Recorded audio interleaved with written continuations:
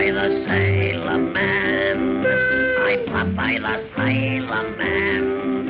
I'm strong to the finish, 'cause I eat my spinach. I'm Popeye the Sailor Man. I'm one tough kazookas, what hates all palookas, what ain't on the up and square. I fix 'em and bugs 'em, and always I rubs 'em, and none of 'em gets nowhere. If anyone dares to risk my fist, it's buff and it's wham, understand? So keep good behavior, that's your one lifesaver. It's Popeye the Sailor. Bonjour, c'est Hugo Davisoglou pour À nouveau pour le cinéma et grâce aux éditions Futuropolis qui ressortent ce merveilleux album de Popeye, je vais maintenant vous parler d'un sujet qui en apparence n'a pas de rapport avec le cinéma mais qui en réalité en a. What hates all palookas, what ain't on the up and square. I fix 'em and bugs 'em, and always I rubs 'em, and none of 'em gets nowhere.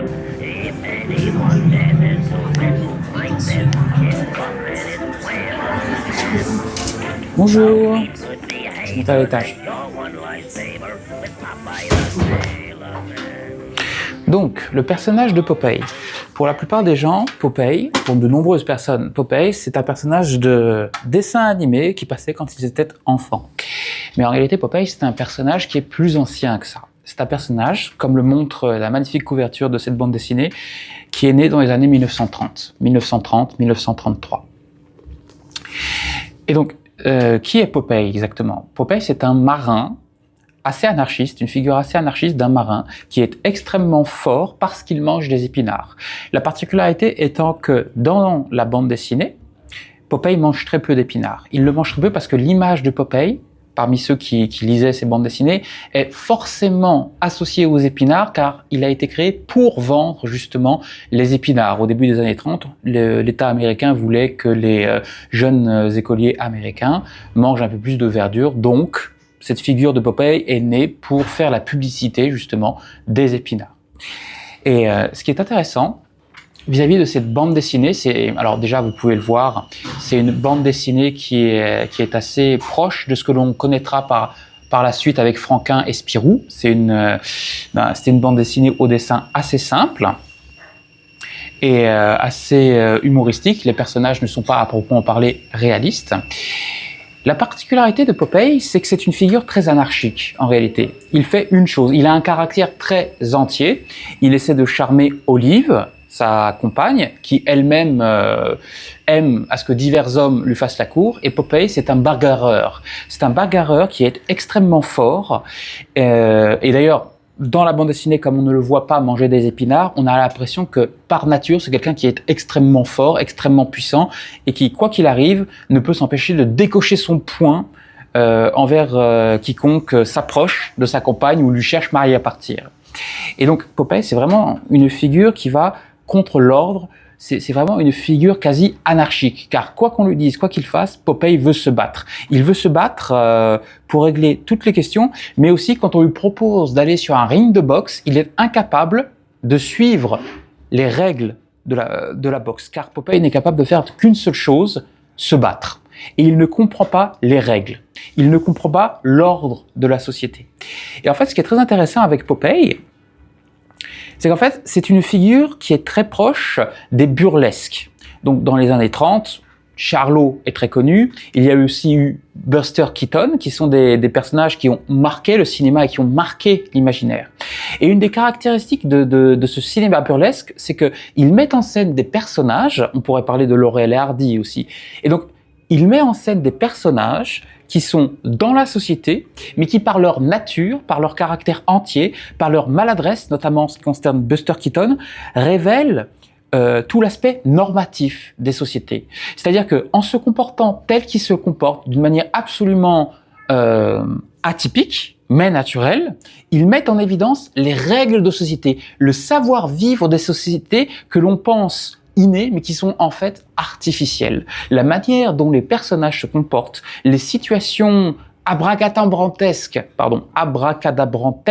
qui sont créées par les personnages burlesques, révèlent en fait tout l'aspect artificiel de la société, mais aussi toute la violence normative des sociétés qui, lorsqu'elle est confrontée à ces personnages, réagit d'une manière brutale à leur égard, à leur encontre.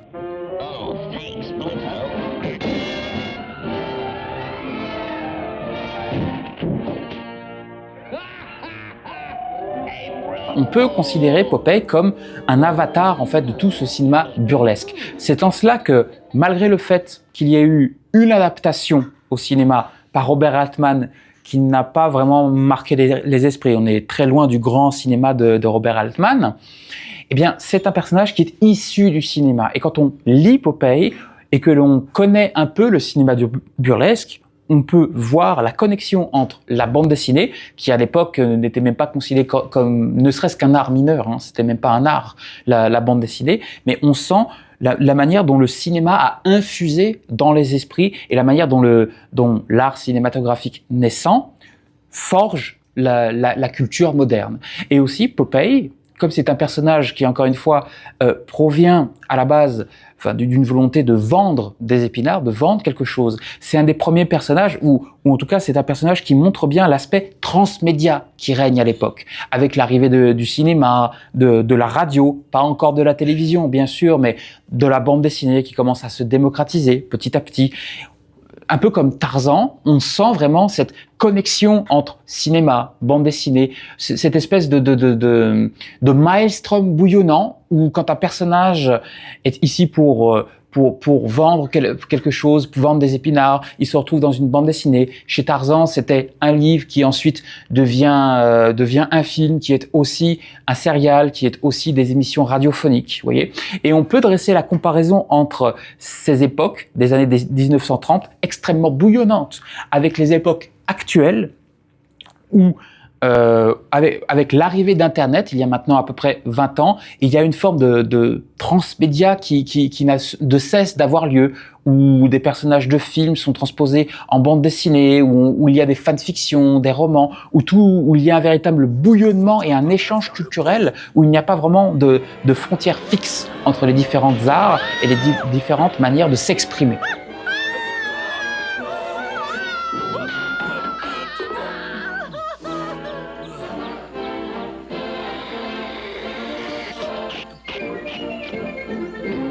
Et ce qui est intéressant aussi vis-à-vis de Popeye, pour revenir plus en détail sur le contenu de la bande dessinée, c'est que la bande dessinée, qui est donc au début des années 30, 1930-1933 pour la bande dessinée en question, c'est qu'il montre véritablement un dérèglement du monde. C'est-à-dire que Popeye est une figure qui arrive comme ça, pof, qui pop.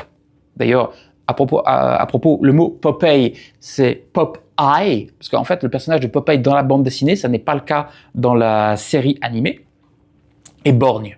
Et d'ailleurs, on le lui reproche. On le traite de crétin, Popeye, et de personnage extrêmement laid.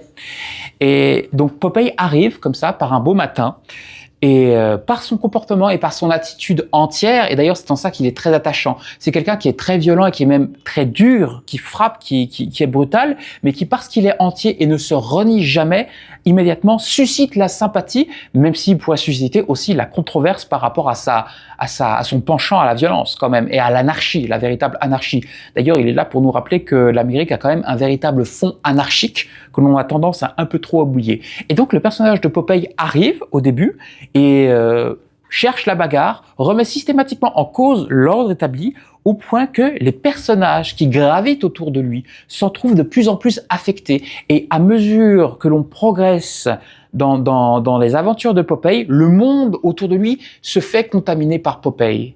En fait, alors que l'on essaie de normer Popeye, c'est Popeye qui propage le désordre et l'anarchie par son caractère entier et par son invincibilité, si je puis dire. Face à cette espèce de menace, on peut dire presque une menace, il y a une remise peu à peu en cause de la société, de ses normes.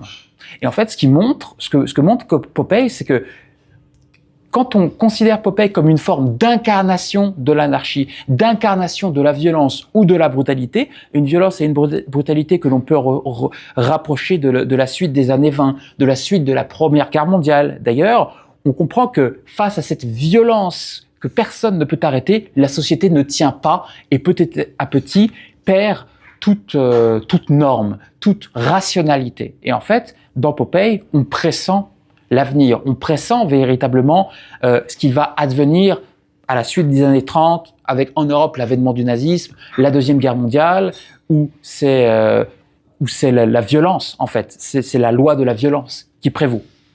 Et c'est donc en ça que la bande dessinée, Popeye, et donc la bande dessinée est un art. Car au-delà de son aspect, je veux dire presque enfantin, par ses dessins, il parle de choses très profondes qui travaillent la société. N'oublions pas que Popeye, c'est aussi pour les enfants. Et quand on voit ce que les enfants lisaient, le rapport à la violence, ce qui fait rire, c'est la brutalité, c'est justement l'anarchie. On voit que l'on pressent en fait la violence qui s'empare des êtres au niveau des sociétés. Et c'est peut-être pour ça que Popeye n'a pas eu spécialement de très bonnes adaptations par la suite, parce que c'est vraiment un personnage très sulfureux. Et c'est d'autant plus particulier que c'est un personnage sulfureux qui met en scène une véritable violence, mais pour les enfants, avec un dessin qui est très enfantin. Ça crée un contraste extrêmement fort que l'on peut comparer d'ailleurs à toutes les productions au cinéma, au niveau des animations, que sont les Looney Tunes, que ce que Warner Bros. Pouvait faire. Tex Avery le faisait avec le fameux loup hitlérien qu'il y a eu par la suite, qui caricaturait violemment les tendances politiques de l'époque. Et en fait, c'est tout ça, il y a une véritable dimension satirique qui amène à penser, qui amène aussi à réfléchir quand on s'attarde dessus et quand on ne se contente pas de regarder ça d'un œil un peu distant. Et peut-être d'ailleurs, c'est une idée que Popeye n'a pas eu la suite qu'ont pu avoir les Tex Avery ou les personnages de bande dessinée de Warner Bros. Ou même de Disney, même si c'est encore autre chose, parce que justement, Popeye, c'est un personnage humain. C'est un être humain qui est mis en scène, à la différence d'un loup, d'un canard qui parle chez Warner Bros. Et donc, quelque part, peut-être que le miroir que tendait Popeye était un peu trop proche de son public, qu'il n'y avait pas assez de distanciation vis-à-vis des autres personnages qui étaient plus de l'ordre de la fable. En fait, quand on lit Popeye, on est plus de l'ordre on est dans cette vallée de l'étrange, où on est dans une trop grande proximité entre le personnage et le reste de l'humanité, et le public. Et peut-être qu'il dérange un petit peu trop le public pour pouvoir pleinement être adapté au cinéma.